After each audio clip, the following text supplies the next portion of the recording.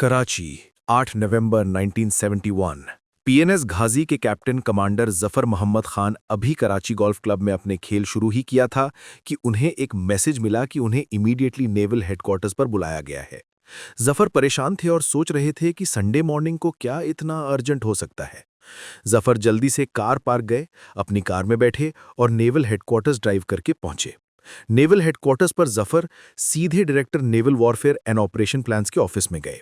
Captain भाम्बियल ने जफर को अपनी डेस्क के सामने वाली चेयर पर बैठने का इशारा किया और कहा, सॉरी अपना गेम इंटरप्ट करने के लिए, लेकिन ये अर्जेंट और इम्पॉर्टेंट है। भाम्बियल ने जफर को इन्फॉर्म किया कि इंडिया के अगेंस्ट वॉर बहुत जल्दी होने वाला है और वो उसमें एक बहुत इंपॉर्टेंट रोल प्ले करेंगे। जफर को आईएनएस विक्रांत, इंडियन नेवी की फ्लैगशिप को डिस्ट्रॉय करने का टास्क दिया गया था। कैप्टन भाम्बियल ने जफर को एक फोल्डर थमाते हुए कहा, विक्रांत के बारे में जो कुछ भी तुम्हें जानने की जरूरत है वो इस फोल्डर में है। फोल्डर में विक्रांत की फोटोग्राफ्स और सभी रेलेवेंट डिटेल्स थीं। उसका draft, dead weight, freeboard, displacement, उसकी स्टील प्लेट्स की थिकनेस, उसके एम्यूनेशन मैगजीन और फ्यूल टैंक्स की लोकेशन, उसकी length 192 metre, beam wise breadth 24.4 metre, उस पर कैरी किए जाने वाले एयरक्राफ्ट की संख्या और टाइप, उसके इंजन्स और बॉयलर्स की डिटेल्स और बहुत सारी अदर टेक्निकल डिटेल्स। उन्हें यह भी इन्फॉर्म किया गया था कि विक्रांत की स्पीड उसके एक बॉयलर में क्रैक होने के रीजन से कम हो गई थी। डायरेक्टर ने जफर को इन्फॉर्म किया कि उन्हें यह सभी इंफॉर्मेशन पाकिस्तानी नेवल इंटेलिजेंस से मिली थी और लेटेस्ट अपडेट ये थी कि विक्रांत चेन्नई में थी और उन्हें हाइड्रोग्राफिक सेक्शन के साथ अवेलेबल नेवल चार्ट से चेन्नई हार्बर के अप्रोचेज और डिटेल स्टडी करने की जरूरत थी। फाइनली उन्हें कहा गया कि वो इमीडिएटली पीएनएस घाजी के उन सभी पर्सनल को रिकॉल करें जो ऑनबोर्ड नहीं थे और अपना टास्क कैरी आउट करने के लिए नेक्स्ट 10 डेज के भीतर लीव करने के लिए प्रिपेयर्ड रहें। ये एक ट्रिमेंडस अचीवमेंट होगा अगर पाकिस्तान नेवी वॉर की शुरुआत विक्रांत को सिंक करके कर सके। पाकिस्तान नेवी ने सबमरीन्स को 14 और 24 नवंबर के बीच वेरियस डेट्स पर हार्बर से चुपचाप निकल जाने का ऑर्डर दिया। उन्हें इंडिया के वेस्ट कोस्ट को कवर करते हुए पेट्रोल एरियाज अलोकेट किए गए थे, जबकि घाजी को बे ऑफ बंगाल डिस्पैच किया गया था, जिसका primary objective Indian aircraft carrier INS Vikrant को लोकेट करना था, जो उस एरिया में ऑपरेट करने की रिपोर्ट की गई थी। घाजी एक लौती शिप थी जिसके पास रेंज और कैपेबिलिटी थी कि वो एनिमी के कंट्रोल वाले डिस्टेंट वाटर्स में ऑपरेशंस अंडरटेक कर सके। सच में अगर घाजी एयरक्राफ्ट कैरियर को सिंक या इवन डैमेज करने में सक्सेसफुल हो जाती तो सिर्फ शॉक इफेक्ट ही इंडियन नेवल प्लान्स को अपसेट करने के लिए काफी होता। बे ऑफ बंगाल में नेवल सिचुएशन में एक ड्रास्टिक ट्रांसफॉर्मेशन आया होता और कोस्टल एरियाज में carrier supported military operations effect हुए होते। घाजी के लीव पर गए सभी पर्सनल को रिकॉल करने के ऑर्डर्स इमीडिएटली सेंड आउट कर दिए गए और जफर ने विक्रांत के डिस्ट्रक्शन के लिए अपनी प्लान्स बनाना शुरू कर दिया। एक दिन बाद 9 नवंबर 1971 को उन्होंने अपने टीम ऑफ ऑफिसर्स को घाजी के वॉर रूम में बुलाया और उन्हें उनके टास्क और अपने टेंटेटिव प्लान के बारे में ब्रीफ किया, एक्सप्लेन किया कि वो क्या चाहते हैं। उन्होंने उन्हें 3 घंटे दिए कि वो उन्हें वो डिटेल्स प्रोवाइड करें जो वो चाहते थे ताकि वो अपने प्लान को स्पेसिफिक्स के साथ बना सके। उन्होंने ये भी डायरेक्शंस दिए कि घाजी को रिफ्यूल और रीसप्लाई किया जाए और विक्रांत को डिस्ट्रॉय करने की अपनी लंबी जर्नी पर निकलने से पहले उसके टास्क के लिए चेक्स कंप्लीट किए जाए। जून 1971 तक पाकिस्तान के साथ वॉर की पॉसिबिलिटी क्रिएट हो चुकी थी। सी पर ऑफेंसिव ऑपरेशंस के लिए एयर कवर की नीड से कंसर्न्ड इंडियन नेवी ने वर्कआउट करने की कोशिश की कि विक्रांत को बेस्ट कैसे यूटिलाइज किया जा सकता है। पाकिस्तान की डैफ्नी क्लास सबमरीन्स जो फ्रांस से प्रोक्योर की गई थीं, वेस्टर्न फ्लीट की 2 इंडियन सबमरीन्स आईएनएस करंज और आईएनएस कुरसूरा से कहीं ज्यादा सुपीरियर थीं और विक्रांत अपनी करंट स्टेट में एक आइडियल टारगेट होगी अगर वो अरेबियन सी में सेल करती है। इस फैक्ट को कंसिडर करते हुए नेवल हेडक्वार्टर्स ने रेकमेंड किया कि विक्रांत को ईस्टर्न सीबोर्ड मूव करना ज्यादा रीजनेबल होगा, जहां वो डैफ्नी क्लास सबमरीन्स के थ्रेट से दूर होगी, जिनमें कराची में अपने बेस से इतनी दूर फंक्शन करने के लिए नेसेसरी एंड्योरेंस नहीं थी। अगर उस समय तक बॉयलर रिपेयर हो जाता तो विक्रांत अपने एयरक्राफ्ट्स को यूज करके ईस्ट पाकिस्तान के पोर्ट्स चिटगांग और खुलना के अगेंस्ट ऑपरेशंस कंडक्ट कर सकती थी। विक्रांत के लिए सी ट्रायल्स कंडक्ट किए गए ये देखने के लिए कि अदर 3 बॉयलर्स को यूज करके कितनी स्पीड डेवलप की जा सकती है और बॉयलर्स पर ज्यादा प्रेशर डाले बिना 16 नॉट्स की स्पीड अचीव की गई।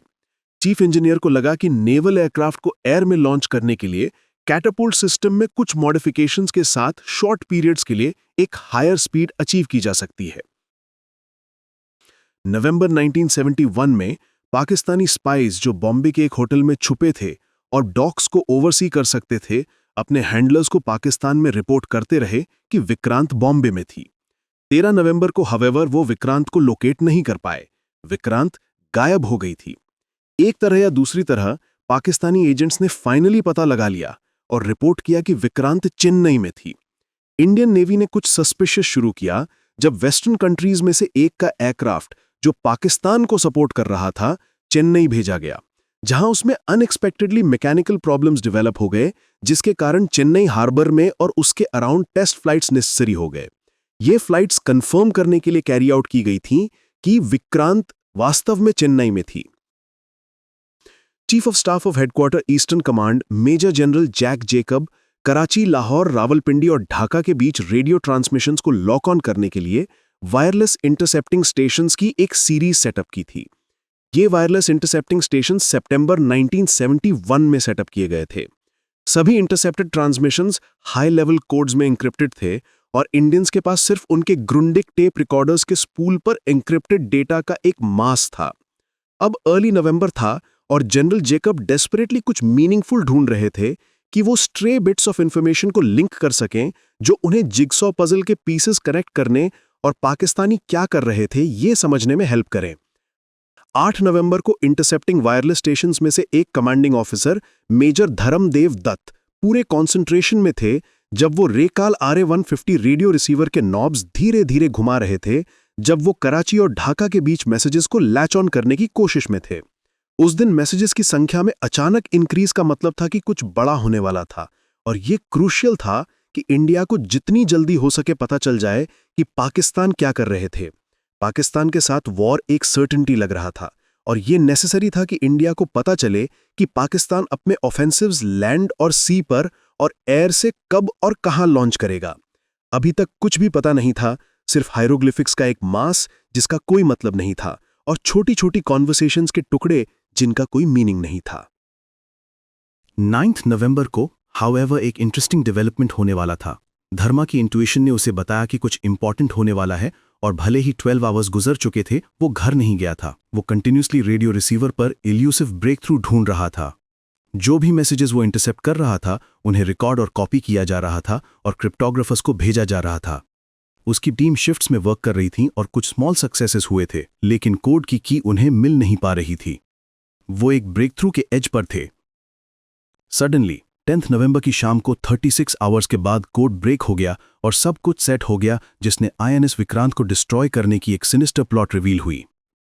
पाकिस्तान का सेकेंडरी ऑब्जेक्टिव उसकी state of the art Daphne class submarines Hangor, Shushuk और मंगरो को यूज करके इंडिया के वेस्टर्न फ्लीट की वॉरशिप्स को बॉम्बे हार्बर में डिस्ट्रॉय करना था। डिकोडेड पाकिस्तानी मैसेजेस ने पाकिस्तान नेवी का असेसमेंट बताया कि विक्रांत एक आइडियल और प्राइमरी टारगेट थी, खासकर इसलिए क्योंकि उनकी इंटेलिजेंस ने पता लगा लिया था कि कैरियर के एक बॉयलर पर क्रैक था जो उसकी स्पीड को काफी कम कर देगा। इसको सिंक करना पाकिस्तान के लिए एक ग्रेट मॉरल बूस्ट और इंडिया के लिए एक डीमोरलाइजिंग ब्लो होगा। पाकिस्तान की PNS घाजी विक्रांत को डिस्ट्रॉय करने के लिए आइडियल वेपन प्लेटफॉर्म थी, भले ही वो अरेबियन सी या बे ऑफ बंगाल में ऑपरेट कर रही हो, क्योंकि घाजी की एंड्योरेंस कैपेसिटी उसे रीफ्यूलिंग के बिना लॉन्ग डिस्टेंसेस के लिए ऑपरेट करने की अलाउंस देती थी। ये 10 class submarine United states of America की गवर्नमेंट द्वारा 1963 में पाकिस्तान को उसकी कंटिन्यूइंग मिलिट्री एड प्रोग्राम के पार्ट के रूप में ट्रांसफर की गई थी। डिकोडेड मैसेजेस में मेंशन किया गया था कि पाकिस्तान नेवी के लिए विक्रांत की मूव्स को ट्रैक करना इंपॉर्टेंट था ताकि उसे स्टॉक और डिस्ट्रॉय किया जा सके। मैसेजेस ने यह भी रिवील किया था कि chief of the Pakistan navy personally Ghazi को दिए गए मिशन की प्रोग्रेस मॉनिटर कर रहे थे, क्योंकि वो चाहते थे कि इंडिया के अगेंस्ट वॉर का ओपनिंग ब्लो पाकिस्तान नेवी द्वारा दिया जाए। घाजी 14 नवंबर को अपने टास्क के लिए कराची हार्बर से निकल गई थी, विक्रांत को चेन्नई हार्बर पर डिस्ट्रॉय करने के लिए। हार्बर की डिटेल्स केयरफुली स्टडी की गई थी, साथ ही विक्रांत की चेन्नई हार्बर में एयर से ली गई फोटोग्राफ्स भी। घाजी ने श्रीलंका के लिए एक डायरेक्ट रन बनाया। 18 नवंबर को रिफ्यूल और क्लीन अप करने के लिए ट्रिंकोमली में रुकी। 20 नवंबर को जब वो ट्रिंकोमली से चेन्नई के लिए हेड करने की प्रिपरेशन कर रही थी, तब कमांडर जफर खान को कराची से एक मैसेज मिला जिस एयरक्राफ्ट ने पहले विक्रांत को चेन्नई पर स्पॉट किया था, उसने हार्बर के अराउंड अपनी लास्ट फ्लाइट में डिस्कवर किया कि विक्रांत अब चेन्नई में नहीं थी और उसकी प्रेजेंट लोकेशन पता नहीं थी। अलार्म बेल्स बजने लगीं। विक्रांत कहाँ थी? वो बिना किसी ट्रेस के गायब हो गई थी। कमांडर जफर चीटेड फील कर रहे थे। वो चेन्नई हार्बर में विक्रांत को सिंक करने के लिए पूरी तरह रेडी थे और उनका प्राइस टारगेट अचानक गायब हो गया था। कमांडर जफर खान और कराची नेवल हेडक्वार्टर्स के बीच मैसेजेस की एक फ्लड इंटरसेप्ट की गई। 48 आवर्स की अनसर्टनिटी के बाद जफर ने कराची नेवल हेडक्वार्टर्स से पूछा कि अब जब विक्रांत गायब हो चुकी थी, उसका नेक्स्ट टास्क क्या था। कराची ने मैसेजेस रियर एडमिरल मोहम्मद शरीफ ढाका में पाकिस्तान की ईस्टर्न फ्लीट कमांडर को भेजे। उनसे पूछा कि क्या उनके पास विक्रांत के बारे में कोई इन्फॉर्मेशन थी, क्या वो बे ऑफ बंगाल में थी या वापस अरेबियन सी मूव हो गई थी। पाकिस्तान नेवी द्वारा एक नेवल मैरिटाइम रिकॉनेसेंस एयरक्राफ्ट उसके कंट्रोल वाले एरिया को सर्च करने के लिए भेजा गया, लेकिन विक्रांत वास्तव में हवा में गायब हो गई थी। ये इंटरसेप्टेड मैसेजेस ड्यूली डिसाइफर किए गए और कोड में नेवल हेडक्वार्टर्स न्यू दिल्ली और वेस्टर्न नेवल हेडक्वार्टर्स बॉम्बे भेजे गए। अगर बॉम्बे और दिल्ली को पता था कि विक्रांत कहाँ थी, तो उन्होंने चुप रखा। 23 नवंबर 1971 को आईएनएस विक्रांत की लोकेशन की प्रॉब्लम सॉल्व हो गई। पाकिस्तान भी एयरवेव्स मॉनिटर कर रहा था और इंडियन मैसेजेस इंटरसेप्ट कर रहा था। कमांडर जफर खान को पाकिस्तान की नेवल इंटेलिजेंस द्वारा इन्फॉर्म किया गया कि विक्रांत विशाखापट्टनम में थी। उन्होंने विक्रांत से एयरक्राफ्ट फ्यूल, उसके क्रू के लिए विक्चुअल्स और खुद विक्रांत के लिए फ्यूल रिक्वेस्ट करने वाले मैसेजेस इंटरसेप्ट और डिसाइफर किए थे। कैप्टन जफर खान को रियलाइज हुआ कि उन्हें फास्ट मूव करना होगा। वो ये भी जानना चाहते थे कि विक्रांत किस पोर्ट की तरफ जा रही होगी। ये इन्फॉर्मेशन नेसेसरी थी अगर विक्रांत उसके वहां घाजी को ले जाने से पहले निकल जाती। पाकिस्तान नेवल हेडक्वार्टर्स साथ ही घाजी के कैप्टन दोनों को रियलाइज हुआ कि विक्रांत को डिस्ट्रॉय करने का बेस्ट अपॉर्चुनिटी उस पर अटैक करना था जब वो अभी भी विशाखापट्टनम में थी। विक्रांत को विशाखापट्टनम हार्बर के अंदर सिंक करने में भी कम रिस्क थे। धर्मा बहुत अपसेट थे। उन्होंने अपने ऑब्जर्वेशंस आर्मी सिग्नल इंटेलिजेंस को रिपोर्ट किए, एक एडवाइजरी के साथ कि विक्रांत की लोकेशन कॉम्प्रोमाइज हो चुकी थी और रिमीडियल एक्शन लेने की जरूरत थी, क्योंकि गाजी ट्रेन को मेली में थी, रिफ्यूल्ड थी और विशाखापट्टनम हार्बर में विक्रांत को डिस्ट्रॉय करने के लिए रेडी थी। धर्मा को हाउएवर नेवल हेडक्वार्टर्स से अपनी कंसर्न्स को एड्रेस करने के लिए कोई रिप्लाई नहीं मिला। उन्होंने सोचा क्यों। घाजी, जो ऑलरेडी रीसप्लाइड और रिफ्यूल्ड थी, 23 नवंबर 1971 की शाम को ट्रेन को मेली हार्बर से निकल गई। कमांडर जफर ने अपने ऑप्शंस एग्जामिन किए। फर्स्टली, वो विशाखापट्टनम हार्बर के नेविगेशन चैनल में माइंस बिठा सकते थे और होप कर सकते थे कि विक्रांत उन माइंस के ऊपर से गुजरेगी, उन्हें डेटोनेट करेगी और डिस्ट्रॉय हो जाएगी। लेकिन ये एक मूट पॉइंट था कि क्या माइंस विक्रांत को डिस्ट्रॉय करेंगी और क्या होगा अगर माइंस डेटोनेट नहीं होती। सेकंड ऑप्शन ये होगा कि विक्रांत के हार्बर से बाहर निकलने का वेट किया जाए और जैसे ही वो बाहर आए उसे टॉर्पीडो किया जाए। लेकिन ये पता नहीं था कि विक्रांत हार्बर से कब सेल आउट करेगी और इसलिए इस बात की कोई गारंटी नहीं थी कि विक्रांत का सिंकिंग वॉर के डिक्लेरेशन के तुरंत बाद होगा। साथ ही वो इंडियन नेवल डिस्ट्रॉयर्स और फ्रिगेट्स द्वारा क्लोजली प्रोटेक्टेड होगी। थर्ड ऑप्शन घाजी के लिए विशाखापट्टनम हार्बर एंटर करना और वॉर की शुरुआत में ही अपने टॉर्पीडो से विक्रांत को टारगेट और डिस्ट्रॉय करना था। ये बेस्ट ऑप्शन लग रहा था। एक लौती प्रॉब्लम ये थी कि घाजी एक ऐसे हार्बर में कितने टाइम तक अनडिस्कवर्ड रह सकती थी जहां हर दिन बहुत एक्टिविटी होती थी। साथ ही नेविगेशन चैनल की डेप्थ उसे हार्बर के साउथ ब्रेक वाटर से 2.1 नॉटिकल माइल से ज्यादा क्लोज जाने की परमिशन नहीं देती थी। वो हार्बर में और आगे नहीं जा सकती थी क्योंकि एक सबमरीन के लिए मिनिमम सबमर्जिबल डेप्थ 15 मीटर्स थी और घाजी जैसी बड़ी सबमरीन के लिए मार्जिन बहुत छोटा था। तो कमांडर जफर ने डिसाइड किया कि वो घाजी को वही रहने देंगे जहां वो थी और अपनी प्रेजेंट पोजीशन से विक्रांत को डिस्ट्रॉय करेंगे। सही डिसीजन लेने में शामिल सभी इश्यूज घाजी के कैप्टन के शोल्डर्स पर आ गए थे, यानी अटैक का टाइमिंग, यूज की जाने वाली मेथड और वो लोकेशन जहां से वो विक्रांत को डिस्ट्रॉय करेगी। कमांडर जफर खान ने थर्ड ऑप्शन को एक्सरसाइज करने का डिसाइड किया। उन्होंने अपने ऑफिसर्स को बुलाया ताकि वो उस प्लान की डिटेल्स वर्कआउट कर सकें जो उन्होंने सोचा था। मीटिंग वार्डरूम में हेल्ड की गई और जगह टाइट थी। असेंबल्ड हुए ऑफिसर्स में सिर्फ वो लोग शामिल थे जिन्हें टास्क कैरी आउट करने की जरूरत होगी। रेडार ऑफिसर ने कंफर्म किया कि रेडार पर बड़ा ब्लिप विक्रांत था। टॉर्पीडो और गनरी ऑफिसर ने कंफर्म किया कि सभी ड्रिल्स रिहर्स किए जा चुके थे, टॉर्पीडोज फायरिंग के लिए रेडी थे और उसे सिर्फ फायर करने के ऑर्डर्स की नीड थी। लेकिन मेडिकल ऑफिसर ने डिक्लेयर किया कि ऑब्नॉक्शियस फ्यूम्स ने सबमरीन में एयर को डेंजरस लेवल्स तक पल्यूट कर दिया था, जो न सिर्फ क्रू के हेल्थ के लिए बल्कि सबमरीन के हेल्थ के लिए भी एक थ्रेट क्रिएट कर रहा था। बैटरीज ओल्ड और डेक्रिपिट होने के रीजन से हाइड्रोजन कंटेंट एक्सेप्टेड लेवल से कहीं ज्यादा था। उन्होंने रेकमेंड किया कि घाजी फ्रेश एयर लेने के लिए नाइट में सरफेस पर आए। ये बैटरीज चार्ज करने का भी एक अपॉर्चुनिटी होगा।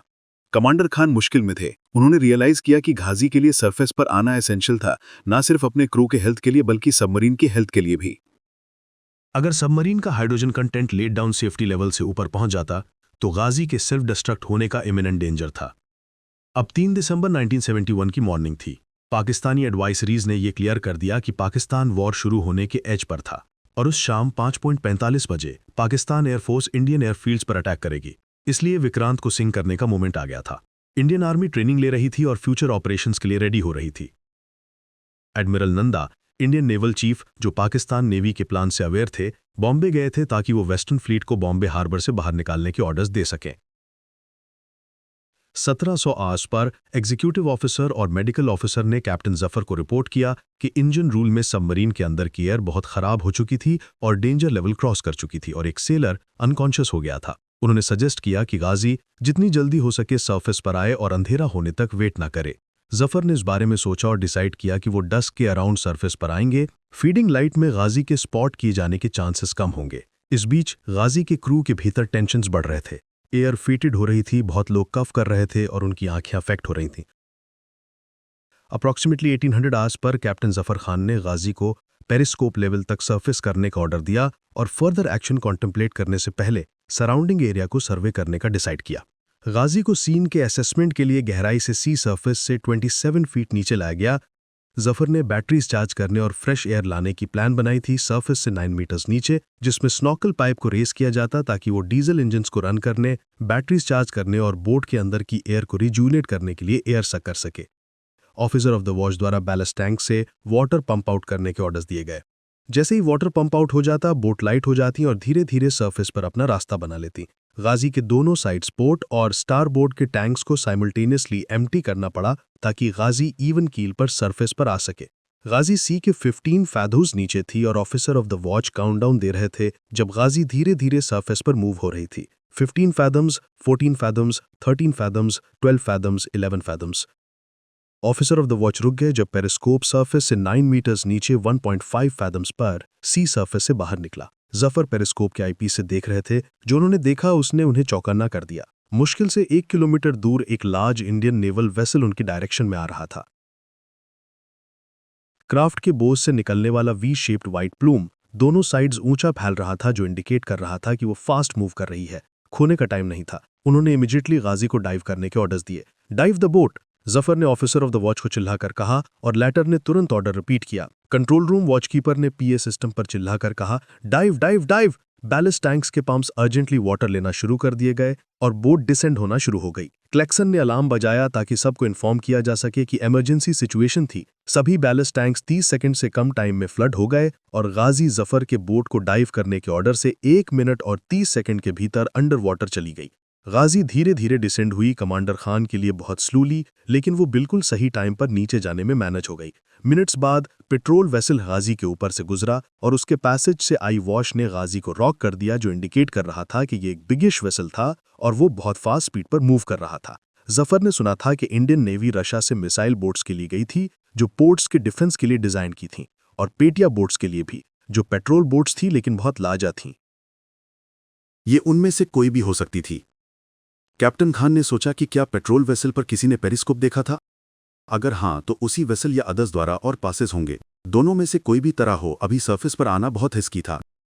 गाजी 15 फैथम्स नीचे चली गई और सस्पेंडेड एनिमेशन की स्टेट में वेट किया। कैप्टन खान ने कुछ और टाइम के लिए चुपचाप पड़े रहने का डिसाइड किया। मेडिकल ऑफिसर हाउएवर एक बार फिर आए ये कहने के लिए कि सिचुएशन बहुत खराब थी और ये इंपेरेटिव था कि बोट जितनी जल्दी हो सके सरफेस पर आए। जफर ने उसे डिस्कवर होने और डिस्ट्रॉय होने के डेंजर के बारे में इन्फॉर्म किया और कहा कि सरफेस पर आने का अर्लीस्ट सेफ टाइम मिडनाइट के अराउंड होगा। उन्हें अप्रॉक्सीमेटली 4 आवर्स मिलेंगे बैटरीज चार्ज करने, सबमरीन से एयर पंप आउट करने और फ्रेश एयर इंडक्ट करने के लिए। उन्हें अपने सभी टास्क मॉर्निंग के 4 बजे तक फिनिश करने होंगे, क्योंकि यही वो टाइम था जब फिशरमैन सी में जाते थे और उससे पहले डाइव डाउन करना होगा। और इसलिए ये डिसाइड किया गया कि गाजी 3-4 दिसंबर 1971 की मिडनाइट के अराउंड सरफेस पर आएगी और अपने मेंटेनेंस टास्क कैरी आउट करने के बाद 4 दिसंबर को 0400 आवर्स पर एक बार फिर नीचे जाएगी ताकि वो विक्रांत को डिस्ट्रॉय करने के लिए अपनी पोजीशन ले सके। जफर को पता नहीं था 3 दिसंबर 1971 को 1745 आवर्स पर पाकिस्तान एयरफोर्स ने अंबाला, उत्तरलाई, जोधपुर, पठानकोट, श्रीनगर और अवंतीपुर में इंडियन एयरफील्ड्स पर अटैक किया और इसलिए इंडिया और पाकिस्तान ऑलरेडी वॉर में थे। जफर ऑलरेडी लेट थे।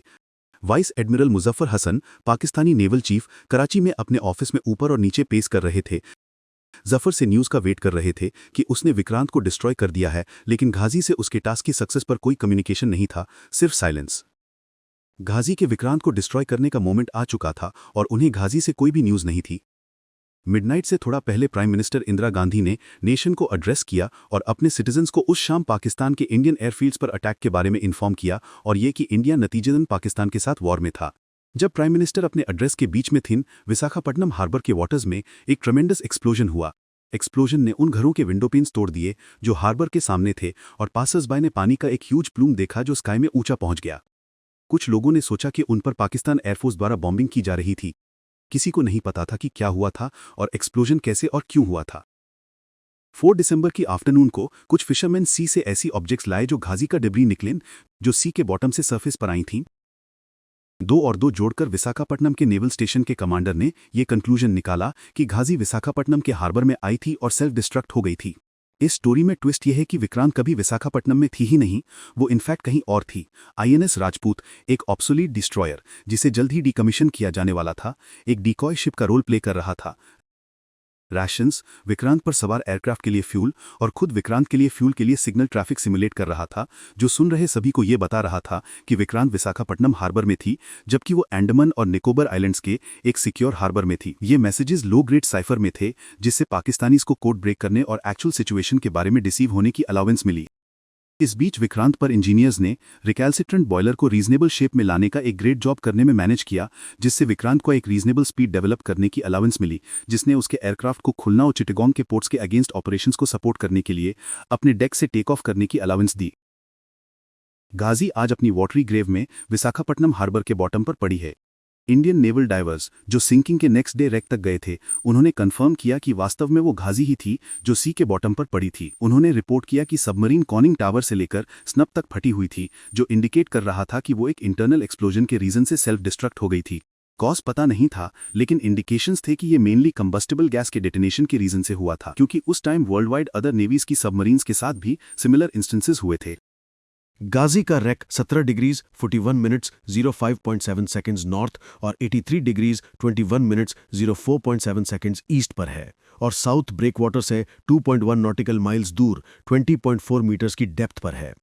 अमेरिकन्स ने गाजी को रिकवर करने की ऑफर की, इस बेसिस पर कि ये एक अमेरिकन सबमरीन थी जो पाकिस्तान को लीज पर दी गई थी और इसलिए उन्हें इसे रिकवर करने का राइट था।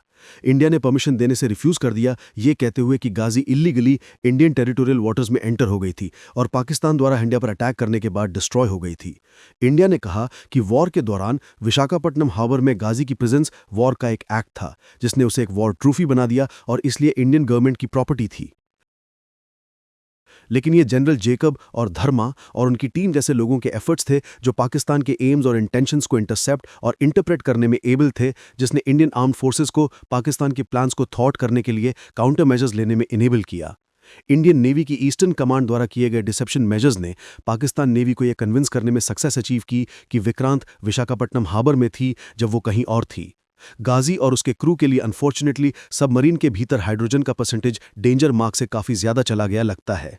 गाजी द्वारा भेजे गए सिग्नल्स की एक लार्ज नंबर, जैसा कि उसकी मैसेज लॉगबुक से रिकवर हुआ है, एक्सप्लिसिटली ये बताती है कि सबमरीन के अंदर हाइड्रोजन बिल्डअप होने की एक मेजर प्रॉब्लम थी। 3 दिसंबर के मिडनाइट के अराउंड जैसे ही गाजी सरफेस करने की कोशिश कर रही थी, बैटरीज में से एक स्पार्क ने सबमरीन के अंदर की वॉलेटाइल गैस को इग्नाइट कर दिया, जिससे एक एक्सप्लोजन हुआ और वो जो भी ऑर्डिनेंस कैरी कर रही थी, माइंस, टॉर्पीडोज, सब कुछ एक साथ सिंपैथेटिक डेटोनेशन के साथ उड़ गया, सबमरीन को ब्लो अपार्ट करते हुए। विशाखापट्टनम के लोग सो नहीं रहे थे, वो इनफैक्ट पूरी तरह जाग रहे थे। मिसेस गांधी के एक ब्रॉडकास्ट को सुन रहे थे जो अपने लोगों को इन्फॉर्म कर रही थी कि पाकिस्तान ने इंडियन एयरफील्ड्स पर अटैक किया था, कि ये वॉर का एक एक्ट था और आर्म्ड फोर्सेस पाकिस्तान को एक बिफिटिंग रिप्लाई देंगी। Commander in chief Pakistan navy और chief of naval staff vice admiral Muzaffar Hasan का प्लान फेल हो गया था। पाकिस्तान नेवी द्वारा इंडिया के अगेंस्ट पाकिस्तान के वॉर में फर्स्ट ब्लो स्ट्राइक करने के बजाय ऑपोजिट हुआ, जब गाजी विशाखापट्टनम हार्बर में सेल्फ डिस्ट्रक्ट हो गई। ये सब इसलिए हुआ क्योंकि जनरल जेकब समझ गए थे कि पाकिस्तान की स्ट्रैटेजी और प्लान्स को जानने की ये पता लगाने के लिए अपने मेथड्स का यूज करना था कि पाकिस्तानी क्या कर रहे थे। उनके इंटरसेप्टिंग रेडियो स्टेशंस और क्रिप्टोग्राफर्स ने उन्हें वो आंसर्स दिए जिन्हें वो ढूंढ रहे थे। पाकिस्तान नेवी की स्ट्रैटेजी और प्लान्स उनकी लैप में आ गईं, जिसने इंडियन नेवी को विक्रांत और वेस्टर्न फ्लीट के शिप्स की सिक्योरिटी इंश्योर करने, साथ ही इंडियन आर्मी और एयरफोर्स को पाकिस्तान के लैंड, सी और एयर ऑपरेशंस के टाइमिंग के बारे में इन्फॉर्म करने में इनेबल किया। इंडिया की स्ट्रैटेजी और प्लान्स की सक्सेस का क्रेडिट जनरल जेकब की टीम्स ऑफ इंटरसेप्टर्स और क्रिप्टोग्राफर्स द्वारा प्रोवाइड की गई इन्फॉर्मेशन को जाता है।